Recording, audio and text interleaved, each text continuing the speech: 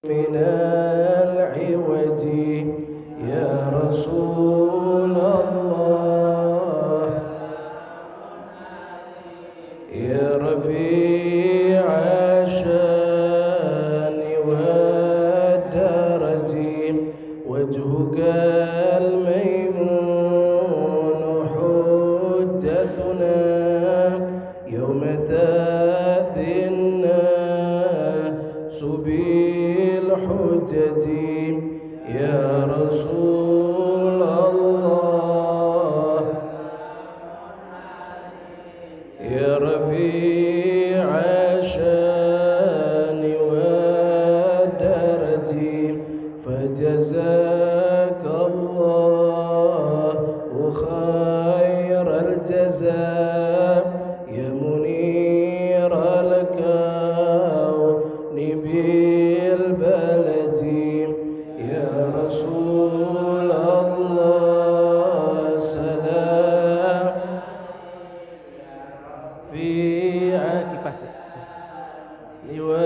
kipas kipas رجي أهل بيت المصطفى الطهري هم أمان الأرض فالذاكري يا رسول الله من عليك يا رفيع الشان والدرج رب فانفعنا ببركتهم واهدنا الحسنى بحرمتهم يا رسول الله يا رفيع الشان والدرج وأمتنا في طريقتهم ومعافتهم من الفتن يا رسول الله في عشان والدرج اللهم صل وسلم وبارك عليه وعلى آله. بسم الله الرحمن الرحيم. السلام عليكم ورحمة الله وبركاته. Bismillah walhamdulillah wassalatu wassalamu ala rasulillah sayyidina wa maulana Muhammad ibn Abdullah wa ala alihi wa sahbihi wa man walah wa la hawla wa la quwwata illa billahil aliyil azim. Subhanaka la ilma lana illa ma 'allamtana innaka antal alimul hakim. Rabbi shrah li sadri wa yassir li amri wahlul 'uqdatam min lisani yafqahu qawli amin ya rabbal alamin amma ba'd. Para jamaah hadirin hadirat jamaah pengajian Masjid Al-Iqbal yang dimuliakan Allah Subhanahu wa taala, bersyukur kepada Allah taala di waktu antara maghrib dan isya ini masih Allah taala perkenankan kepada kita semua untuk dapat duduk beriktikaf di dalam masjidnya Allah Subhanahu wa taala sambil kita mendengarkan beberapa riwayat yang berkenaan mengenai Nabi besar Muhammad sallallahu alaihi wasallam. Semoga apa yang kita dengar akan menjadikan kecintaan kita semakin bertambah kepada beliau Nabi Muhammad sallallahu alaihi wasallam, dan insyaallah kita semua bisa mengamalkan apa yang dikerjakan oleh Rasulullah sallallahu alaihi wasallam. Amin Allahumma amin Allahumma amin Allahumma amin ya rabbal alamin. Jamaah yang dimuliakan Allah Subhanahu wa taala, kita masih membahas riwayat-riwayat yang menjelaskan bagaimana itu Nabi sallallahu alaihi wasallam punya sifat tawadhu yang luar biasa, punya sifat rendah hati yang sangat luar biasa. Padahal beliau adalah manusia yang paling utama di dunia. Padahal beliau adalah makhluk yang paling afdal. Tidak ada makhluk yang di atasnya Rasulullah sallallahu alaihi wasallam. Tapi bagaimana beliau sallallahu alaihi wasallam adalah orang yang paling tawadhu, orang yang paling merendahkan hati kepada para manusia. Dikatakan di dalam suatu riwayat, wa kana sallallahu alaihi wasallam yukthiru dzikra wa yuqillu lahwa wa yutilu shalah wa yaksirul khutbah wa kana la ya'nafu wa la yastakbir ayyamshi'a ma'ar al-malah wal miskin wal abad hatta yakbiya lahu hajatah. Dikatakan di dalam suatu riwayat bahwasanya Rasulullah sallallahu alaihi wasallam beliau itu adalah orang yang suka memperbanyak zikir. Kanjeng Nabi itu orang yang kathah zikir.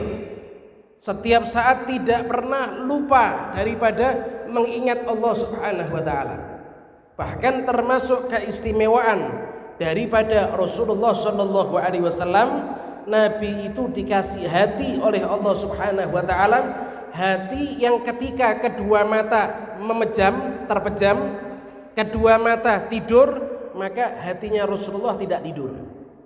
Saya mau tanya, kalau jenengan itu kalau tidur batal wudu napa mboten? Kalau jenengan kalau tidur batal wudu napa mboten, Bu? Nah, kecuali kalau tidurnya dalam keadaan duduk silo. Nek selonjor tidurnya selonjor batal. Atau silo bangun-bangun sudah tengkurap, itu juga batal. Tapi kalau untuk Kanjeng Nabi Muhammad SAW, tidur itu tidak membatalkan wudu. Kenapa sebabnya? Inna lahu qalban idza namatil ainani lam yanami, kata Al-Imam Al-Buziri. Karena Kanjeng Nabi ini dikasih sama Allah Ta'ala hati, yang mana hatinya Kanjeng Nabi itu kalau matanya tidur, hatinya tidak tidur. Hatinya selalu berzikir kepada Allah Ta'ala.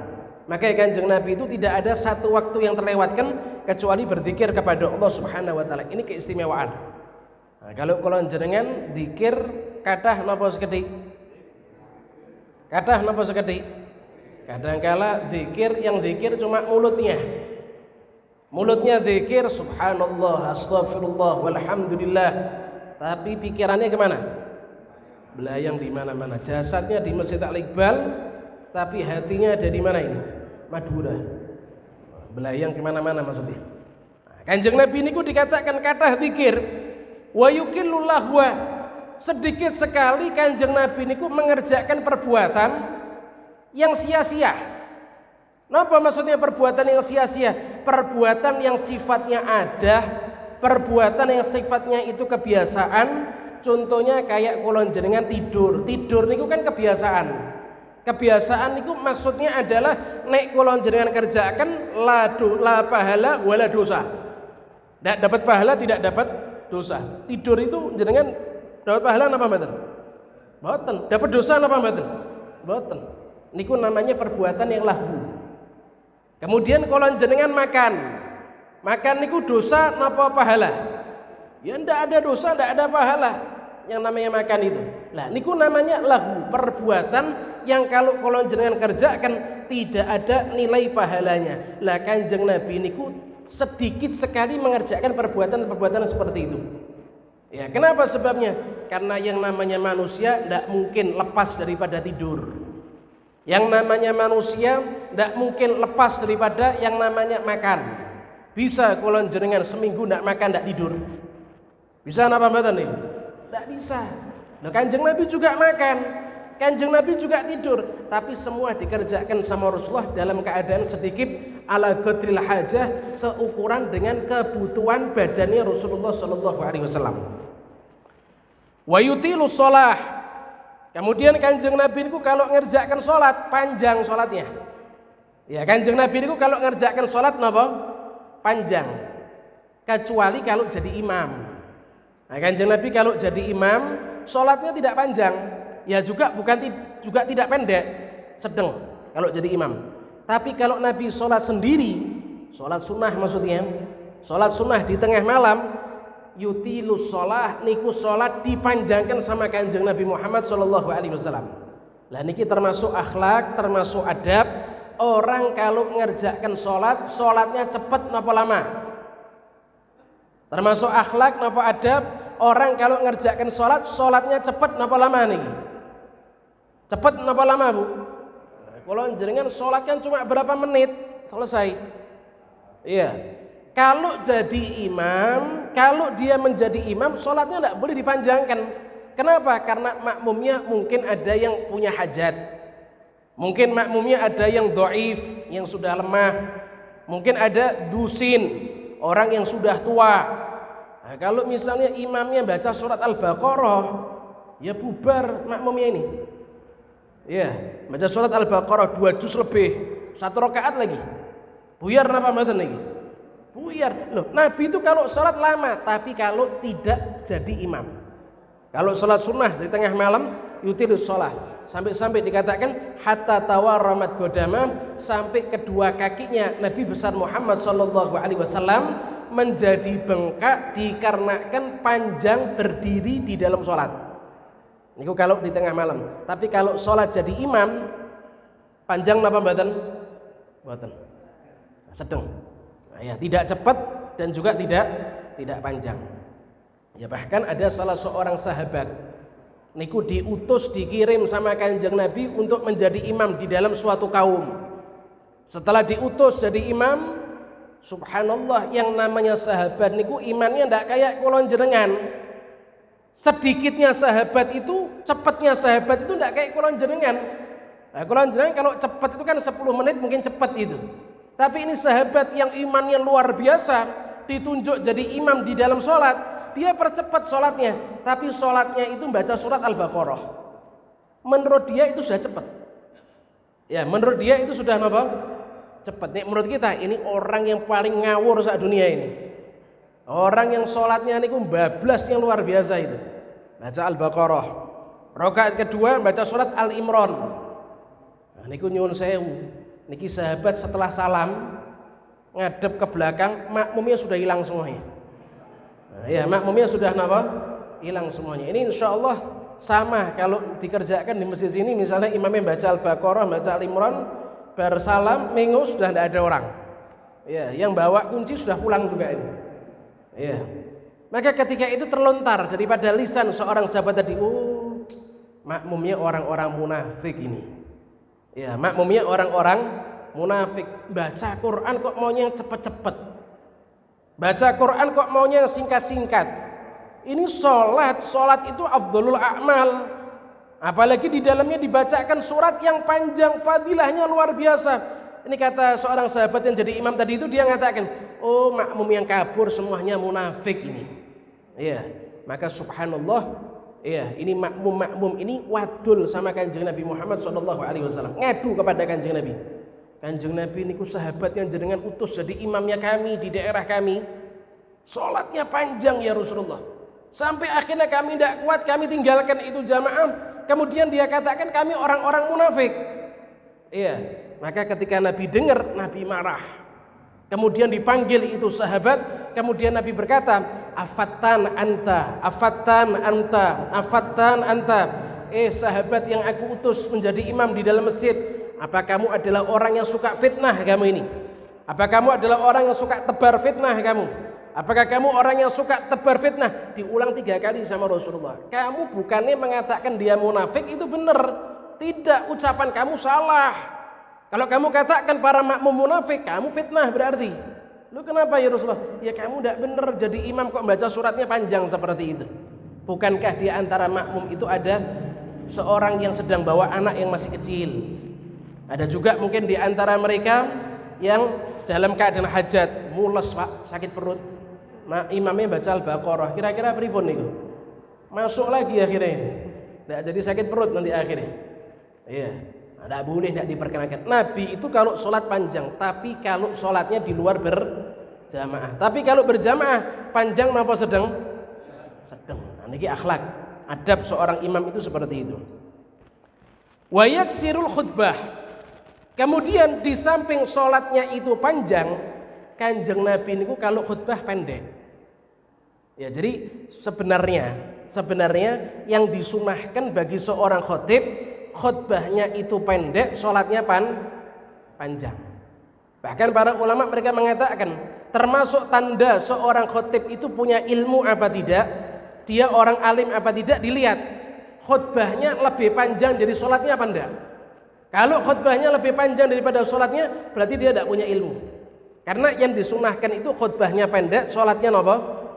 Sholatnya panjang. Nah, ini kadang-kala khutbahnya setengah jam. Sholatnya bacanya inna a'tainakal kautsar. Wal asri rakaat pertama, yang kedua inna a'tainakal kautsar. Bacanya cepat. Enggak nyampe 5 menit. Khutbahnya setengah jam. Itu yukhalifu sunnah. Itu menyimpang dengan sunnahnya Rasulullah sallallahu alaihi wasallam. Wala yastakbir ayyamshiya ma'al armalah wal miskin wal abad hatta yaqdiya lahu hajatah. Kemudian dikatakan Nabi sallallahu alaihi wasallam itu tidak malu, tidak merasa dirinya itu lebih hebat. Beliau berjalan ma'al armalah, bersama wanita yang janda, tidak gengsi, tidak malu. Wal miskin, berjalan dengan orang-orang miskin, tidak malu itu Rasulullah. Wal abad, berjalan dengan para budak, tidak malu itu Rasulullah. Hatta yaqdiya lahu hajatah, Nabi tidak malu jalan bersama dengan mereka demi mengerjakan hajat-hajatnya mereka atau membantu kebutuhan-kebutuhan mereka. Tidak gengsi jalan sama orang fakir miskin. Kadangkala kita ini Pak, kadangkala kita ini Bu, kalau jalan sama Pak gembel, orang gembel, malu napa mboten? Malu napa mboten nih? Nah, ini di foto loh nih. Jalan sama orang gembel, pakaiannya compang-camping, tidak mandi 7,5 tahun. Nah, malu napa mboten? Kadang-kala orang itu malu, gengsi. Tidak pantas aku jalan sama dia. Loh, Kanjeng Nabi niku tidak malu untuk berjalan dengan wanita yang janda, tidak malu berjalan dengan orang-orang miskin, tidak malu berjalan dengan para budak, hatta yaqdiya lahu hajatah, demi mengerjakan atau membantu kebutuhan mereka. Tidak malu Rasulullah. Nah, ini tanda tawadhu'nya Kanjeng Nabi Muhammad sallallahu alaihi wasallam. Nah, kalau sekarang yang namanya pejabat, orang yang punya kedudukan, kadangkala kalau jalan kemana-mana yang ngawal tidak 1-2. Nah, kalau ada pejabat lewat itu kan mobil yang ngiringi ada berapa itu? Oh, 5 Pak, 5 itu pejabat yang paling rendah itu. Ada 20 kadangkala tutup jalan di mana-mana. Iya. Lah nek Kanjeng Nabi enggak mau seperti itu. Iya, enggak mau Rasulullah seperti itu. Ini tawadhu'nya Rasulullah sallallahu alaihi wasallam. Kemudian dikatakan, kanatil amah min imai ahli Madinah. Di kota Madinah itu ada perempuan-perempuan budak. Wes budak perempuan lagi. Perempuan-perempuan budak di kota Madinah itu mereka datang kepada Rasulullah, kemudian mengutarakan tujuan mereka kepada Rasulullah, ingin supaya kebutuhan mereka itu dibantu sama Rasulullah. Tantalik bihi haitsu sya'at, maka Nabi ikut bersama para budak tersebut kemanapun yang dia inginkan. Itu budak ingin dikerjakan hajatnya di pinggir jalan, Nabi tidak gengsi. Ya, itu budak kepengen ngajak Rasulullah ke atas gunung untuk selesaikan hajatnya, Nabi tidak malu. Ya, bukan Nabi yang menentukan saya mau ketemu, saya mau ditemui di tempat ini misalnya, tidak. Tapi Nabi perintahkan, kemana kamu mau pergi? Di mana tempat supaya aku bisa bantu kebutuhan kamu? Saya akan datang ke sana. Padahal itu adalah seorang budak wanita. Nah, ya, Nabi tidak malu, Nabi tidak gengsi. Padahal beliau adalah sayyidul awwalina wal akhirin. Kanjeng Nabi ini pemimpin, penghulu semua manusia, baik manusia yang awal dan manusia yang akhir. Tidak ada manusia yang lebih afdal daripada Rasulullah, tapi Nabi tidak malu untuk berbuat seperti itu. Nah, ini tawadhu ini. Nah, kita harus tiru nih tawadhu seperti ini. Orang kalau tawadhu itu akan diangkat derajatnya sama Allah Subhanahu wa taala. Wa kana sallallahu alaihi wasallam idza shalla bin nasil ghadah aqbala alaihim biwajhi. Faqala hal fikum marid a'uduh. Fa in qalu la qala fa hal fikum janazah atba'uha fa in qalu la qala man ra'a minkum ru'ya yaqussuha alaina. Termasuk kebiasaannya Rasulullah sallallahu alaihi wasallam. Ini panutan ini Pak, Kanjeng Nabi ini panutan yang luar biasa. Lah termasuk kebiasaan Kanjeng Nabi niku kalau selesai ngimami sholat subuh. Kalau selesai ngimami sholat napa? Subuh. Niku setelah zikir-zikir dikerjakan sama Rasulullah, Nabi niku menghadap kepada para sahabat. Badannya niku dihadapkan kepada para sahabat. Kemudian Nabi bertanya, hal fikum marid a'udu. Siapa di antara kalian atau keluarga kalian ada yang sakit? Saya tak datang jenguk. Ya, ini Kanjeng Nabi ini. Bukan sahabat mengutarakan anakku sakit atau saya sedang sakit, tidak, tapi Nabi yang memberikan tawaran, siapa di antara kalian yang sakit atau di antara keluarga kalian yang sakit, fa'auduh, saya akan datang untuk menjenguknya. Tidak gengsi untuk berkata seperti itu. Maka dikatakan andai kata para sahabat mengatakan la, tidak ada yang sakit ya Rasulullah, Nabi bertanya kembali, ada tidak jenazah di antara kalian? Kalau ada, saya akan mensolati dan mengiringi jenazahnya sampai liang lahat. Ya, padahal ini siapa ini? Kanjeng Nabi Muhammad SAW. Ya, tidak malu bertanya seperti itu. Padahal nyuwun sewu, waktu 1 detiknya Kanjeng Nabi ini berharga luar biasa, apa mboten? Berharga luar biasa apa mboten? Berharga yang luar biasa. Niki Kanjeng Nabi 5 menit waktunya Kanjeng Nabi niku 5 menit yang sangat berharga yang luar biasa. Tapi Nabi siap merelakan, siapa di antara yang sakit tak jenguk. Siapa di antara kalian yang ada jenazah, saya akan datang untuk mengiringi jenazah. Tanya, kata Rasulullah. Fa in qalu la, kalau misalnya para sahabat mengatakan la, tidak ada jenazah wahai Kanjeng Nabi. Nabi bertanya kembali, siapa tadi malam di antara kalian yang ngimpi? Saya akan siap mendengarkan mimpinya kalian apa, kemudian saya jelaskan mimpinya apa. Subhanallah, sahabat itu kalau cari Kanjeng Nabi ini tidak repot. Dan zaman sekarang baru jadi ustadz kecil, ustadz kampung dicari sudah apa nih? Repot. Ustadz saya mau tanya nanti. Ya, nanti datang lagi, Ustaz saya mau tanya besok lusa, ini saya lagi repot ini. Loh, niki sinten niki? Kanjeng Nabi. Ada yang sakit tidak? Tidak ada ya Rasulullah. Jenazah ada tidak? Tidak ada ya Rasulullah. Ya sudah, siapa di antara kalian yang ingin menceritakan mimpi yang dilihat tadi malam, ceritakan sekarang kepada saya akan mendengarkannya. Tawadhu yang luar biasa. Wah, kalau jenengan ada kober seperti ini. Baru sholat, wah ini waktunya tidur ini. Baru sholat ini waktunya mau kerja ini. Ya, Pak saya tadi malam mimpi mau cerita Pak. Enggak usah sekarang, saya ke susu mau kerja. Itu padahal jam 5 kerjanya jam 7 padahal. Nah, ini Kanjeng Nabi nawari kepada para sahabat. Ini semua menunjukkan bagaimana itu tawadhu'nya Rasulullah Shallallahu Alaihi Wasallam. Dikatakan juga, karena Shallallahu Alaihi Wasallam ya'ti du'afa al-muslimin wa yazuruhum wa ya'udu mardhahum wa yashhad janaizahum. Dikatakan di dalam suatu riwayat juga, Nabi Shallallahu Alaihi Wasallam itu beliau sering datang berkunjung kepada orang-orang fakir miskin. Nabi datang masuk ke rumahnya menghibur mereka. Nabi memberikan sebagian hartanya kepada mereka, orang-orang fakir miskin. Kemudian kalau ada di antara mereka yang sakit, Nabi tidak malu untuk menjenguknya. Wa yashhad janaizahum. Kemudian kalau ada di antara orang-orang fakir itu ada yang wafat, maka Nabi menghadiri ya upacara kewafatannya, mensolati kemudian memakamkan. Ya, teringat ada satu riwayat. Itu dikatakan di dalam suatu riwayat, imra'atun sauda tukimu fi masjidin Nabi sallallahu alaihi wasallam.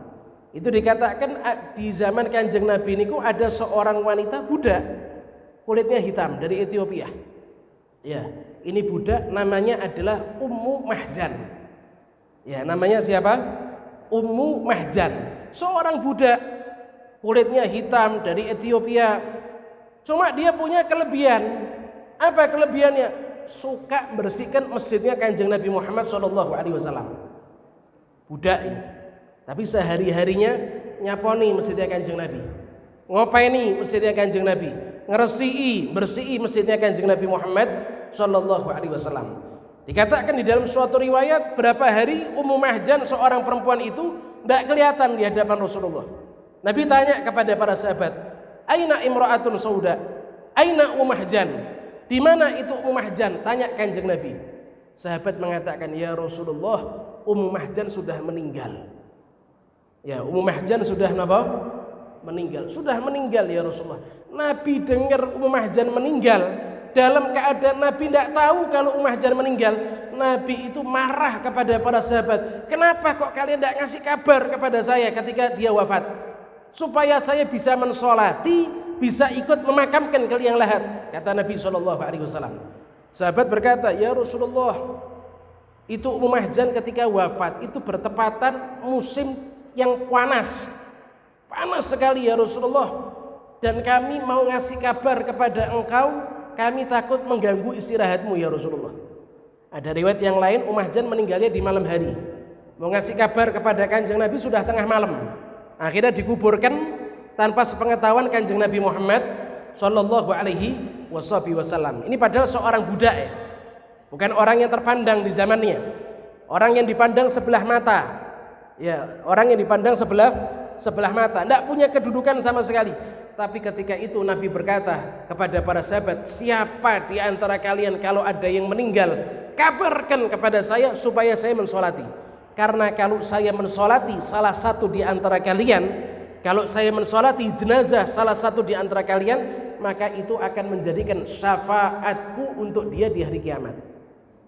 Jadi sahabat yang disolati sama Kanjeng Nabi ini ku bejo. Sahabat yang disolati sama Kanjeng Nabi ini ku napa? Bejo. Kenapa? Solatnya Kanjeng Nabi kepada seorang jenazah itu adalah syafaat Kanjeng Nabi untuk jenazah tersebut. Maka ketika itu Nabi SAW beliau berkata kepada para sahabat, Dulluni ala qabriha. Ayo sekarang kalian tuntun aku, tunjukkan aku ke makamnya Ummu Mahjan. Tunjukkan makamnya di mana. Maka para sahabat nuntun Kanjeng Nabi, nunjukkan makamnya Ummu Mahjan, seorang budak yang sehari-hari bersihkan masjidnya Kanjeng Nabi Muhammad Sallallahu Alaihi Wasallam. Itu dikatakan setelah Kanjeng Nabi sampai di hadapan makamnya, Kanjeng Nabi ngerjakan sholat. Ya, Kanjeng Nabi ngerjakan apa? Sholat. Sholat apa nih? Sholat ghaib. Nah, karena jenazahnya sudah di liang lahat. Sholat apa? Sholat ghaib. Berarti niki dalil kalau misalnya kolon jenengan itu tidak mendapati jenazah. Misal ada keluarga, insya Allah keluarga kolon jenazah panjang umur nih. Ada keluarga meninggal, tempatnya jauh, kolon jenengan sudah berusaha berangkatnya awal, ternyata sampai sana sudah dimakamkan. Ya, ternyata sampai sana sudah apa? Dimakamkan. Maka disunahkan ketika itu jenengan kerjakan sholat ghaib untuk jenazah yang sudah dimakamkan, itu ada di depan kuburnya. Jadi jenengan datang ke makamnya, jenengan sholati ada di depan kuburnya. Cuma yang ngadepnya kiblat. Ya, bukan berarti ngadepnya ke kakinya, bukan. Tapi tetap ngadepnya ke arah kiblat, tapi di hadapan makam tersebut. Nah, ini dikerjakan sama Kanjeng Nabi. Maka dikatakan di dalam suatu riwayat, setelah Kanjeng Nabi mengerjakan sholat, Kanjeng Nabi ini kan Nabi itu kan punya mukjizat. Kanjeng Nabi ini tiba-tiba bertanya kepada Ummu Mahjan. Padahal Ummu Mahjan sudah apa? Sudah mati dan sudah di dalam kubur. Nabi bertanya, ma fa'alallahu bik ya Ummu Mahjan. Wahai Ummu Mahjan, bagaimana nasibmu? Allah perlakukan kamu dengan apa, wahai Ummu Mahjan? Niki siapa yang tanya ini? Kanjeng Nabi. Nabi, Pak. Mana jenengan tanya ya sampai jenengan mati enggak mungkin jawab. Ya, nek kula jenengan yang tanya dijawab napa mboten? Ya dijawab blayu kula jenengan. Nggih napa mboten? Nah niki Kanjeng Nabi tanya, gimana kabar kamu wahai Ummu Mahjan? Apa yang Allah Ta'ala perlakukan kepada diri kamu? Kanjeng Nabi diam. Sahabat tahu ini pasti Kanjeng Nabi nunggu jawaban daripada Ummu Mahjan. Selang berapa saat Nabi apa niki? Ini apa namanya ini? Manduk-manduk apa niki? Nah, Nabi berkata, baru saja Ummu Mahjan dia berkata kepada aku bahwasanya sekarang dia sudah duduk di singgasana di dalam surga. Dia sudah duduk di atas singgasana di dalam surga, kata Rasulullah SAW. Nabi bertanya kembali, wahai Ummu Mahjan, dengan apa engkau kok bisa masuk ke dalam surga? Amal apa yang menjadikan kamu masuk ke dalam surga?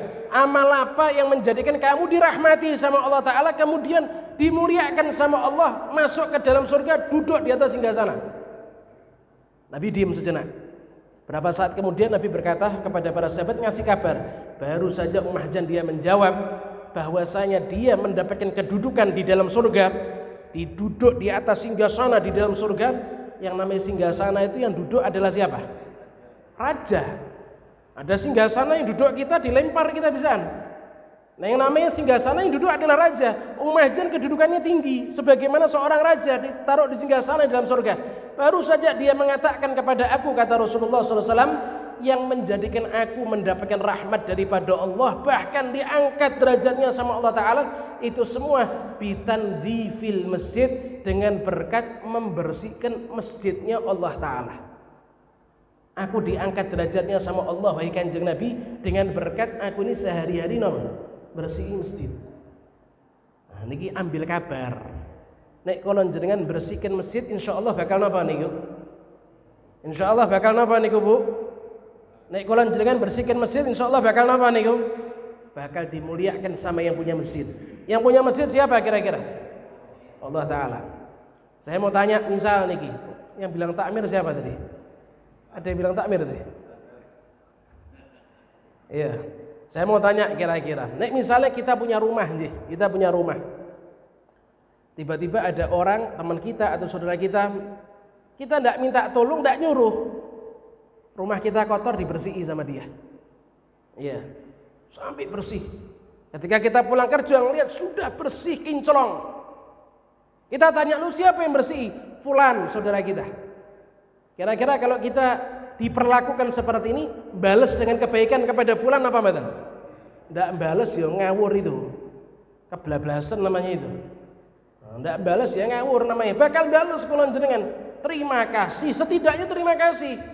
Kalau ndak kita bawa bingkisan datang terima kasih kepada dia. Begitu juga orang yang membersihkan rumahnya Allah Ta'ala, orang yang membersihkan masjidnya Allah Ta'ala, bakal dimuliakan sama yang punya masjid, yaitu Allah Subhanahu wa Ta'ala. Ini Ummu Mahjan, seorang perempuan budak. Ketika hidup tidak ada orang yang mandang dia, diremehkan sama orang-orang. Nah, seorang budak dipandang sebelah mata, tapi ternyata indallah azimah. Ternyata kedudukannya beliau di sisi Allah Ta'ala sangat agung. Kenapa sebabnya? Suka bersihkan masjidnya Kanjeng Nabi Muhammad Sallallahu Alaihi Wasallam. Kulon jenengan kalau misalnya Pak, waktunya bersih-bersih masjid, kulon jenengan tidak bisa hadir. Bersih masjid kita tidak bisa, setidaknya jangan ngotori masjid. Nah ya, bersih masjid tidak bisa, setidaknya apa? Jangan ngotori masjid. Waktunya bersih-bersih tidak pernah datang ke masjid ngotori. Wah niku ditembak napa disetrum enaknya itu? Pripun niku ditembak napa disetrum niku? Ada setrum wae orang kayak gitu. Ya jangan ditembak, disetrum wae ben sadar. Iya. Nah, kalau membersih masjid tidak bisa, setidaknya jangan mengotori masjid. Lah niki akhlaknya Kanjeng Nabi. Walaupun kepada seorang budak, Nabi tidak malu bertanya di mana dia, kok tidak kelihatan. Nabi tidak malu. Orang-orang mandang sebelah mata, tapi Nabi tidak mandang sebelah mata. Orang-orang meremehkan, Nabi tidak mau meremehkan orang. Padahal dia adalah seorang budak itu Mahjan itu. Nah ini semua adalah tawaduknya Rasulullah Sallallahu Alaihi Wasallam. Nyuwun sewu, niki terakhir, masih 5 menit Pak nih. Nah, iya. Nah, coba diperhatikan, yang namanya sifat tawaduk niku bakal ngangkat derajatnya kula jenengan. Tapi kalau sifat sombong bakal napa niku? Jatuhkan kula jenengan. Itu ada satu bait syair mengatakan seperti ini. Tawaduk takun kan najmilaha linadirin ala safahatil ma'i wa huwa rafi'u. Itu ada satu ulama mengatakan, tawaduklah kamu, jadilah orang yang rendah hati, maka kamu akan menjadi layaknya seperti bintang yang ada di langit. Ya, saya mau tanya, bintang itu tempatnya di mana? Di langit. Tinggi napa cendek? Nah, bintang cendek kayak lampu gini bukan bintang namanya, lampu namanya. Bintang itu tempat yang tinggi, ada yang bisa jamah ke bintang gitu. Tidak ada orang bisa jamah ke bintang. Tapi bagaimana kalau kita lihat ala safahatil ma'i, kita ketika ada kobangan air di jalan, ada genangan air di jalan, atau kita ke sungai, ke sumur gitu, ya kita lihat di atas kobangan air itu ternyata bintang bisa kita lihat di mana? Di air, di bawah kaki kita. Wa huwa rafi'u. Padahal bintang itu tempatnya di mana? di atas. Wala takun kaddukhani ya'lu bi nafsihi ala tabaqatil jawi wa huwa wadi'u. Jangan kamu itu jadi seperti asap. Jadi apa? Asap. Jangan kalau nyumet asap, rokok misalnya, itu asap niku ada harganya apa mboten? Ada nilainya apa mboten? Tidak ada. Jadikan orang sakit udah enak baunya. Tidak ada harganya sama sekali. Nek jenengan nyalakan rokok itu, asap itu tidak ada harganya, tidak ada nilainya. Itu terbangnya ke atas apa ke bawah? Pernah jenengan ke bawah? Tidak ada cerita. Asap itu dia terbangnya ke atas. Padahal wadi'u, tidak ada nilainya. Itu yang namanya asap itu. Lah kita ini kalau mau jadi seperti yang namanya bintang, tempatnya tinggi, tidak ada orang bisa menjamah, tapi kelihatan ada di bawah kaki kita ketika ada di kobangan air tadi itu. Jangan kita jadi seperti asap, tidak ada nilainya. Orang dikasih asap bareng rokok di muka kita, marah tidak kita? Marah, pelecehan namanya itu. Iya, tapi asap yang tidak ada nilainya, terbangnya naik ke atas ke langit, wa huwa wadi'u, padahal tidak ada nilainya sama sekali. Nah, kualitas seseorang itu dilihat tawadhu atau sombong. Kalau tawadhu mulia seperti bintang, tapi kalau sombong jatuh harganya seperti asap. Coba saya mau tanya, yang namanya mutiara niku mahal napa mboten? Mahal. Mutiara itu tempatnya di mana? Di laut. Laut yang dangkal atau laut yang dalam atau laut yang tidak dalam? Di laut yang dalam mutiara itu. Bahkan bukan cuma tempatnya di laut yang dalam, tapi mutiara ditutup dengan apa? Apa itu? Mutiara kan diambil dari dalam apa? Kerang. Nah, ya kan, tidak diambil daripada kerang. Tempatnya di dalam laut yang dalam, bukan cuma di dalam laut saja, tapi ditutup dengan kerang, cangkang kerang. Bukanya itu repot apa betul? Repot. Tapi yang namanya mutiara, walaupun di dasar laut yang dalam, ditutup dengan cangkangnya apa tadi? Kerang. Tawadhu, dia tidak mau dilihat sama orang. Ya, bagaimana Allah Ta'ala jadikan hati para manusia senang dengan mutiara. Orang-orang masuk ke dalam laut yang dalam, bahkan nyawa jadi taruhan demi mendapatkan apa nih? Mutiara. Tapi coba kalau jenengan kalau ke sawah, lihat ada apa itu? Sungai yang ada di samping sawah niku. Nih duduk ngelamun kadang-kala kalau jenengan ngelihat ada emas 27 karat ini ngambang. Pernah ngelihat apa mboten nih? Emas 27 karat tapi napa? Ngambang, kotoran manusia maksudnya. Jangan lihat tuh kotoran tuh ngambang ke atas atau tenggelam ke bawah itu. Ngambang ke atas. Seakan-akan dia berkata, ada apa cari mutiara repot-repot masuk dalam laut. Aku ini warnanya kayak emas, disaut langsung dapat saya. Mau kalau jenengan ngambil nih. Ya naudzubillah min dzalik, menjijikkan. Kalau jenengan tawadhu maka akan jadi seperti mutiara. Walaupun tidak mau tampak di hadapan orang, tapi Allah Ta'ala jadikan hati para manusia akan mencari dia. Tapi kalau jenengan jadi orang yang sombong, maka bakal jadi seperti napa? Emas 27 karat yang napa? Ngambang. Walaupun menampakkan diri, tidak ada orang yang mau ngelihat, ngambil, ngelihat aja tidak ada yang mau kok. Jatuh di hadapan Allah Subhanahu wa Ta'ala. Nah, semoga apa yang disampaikan ini bisa manfaat, berkah untuk kula jenengan sedaya. Wassallallahu ala sayyidina Muhammadin wa ala sallam walhamdulillahi rabbil alamin. Assalamualaikum warahmatullahi wabarakatuh.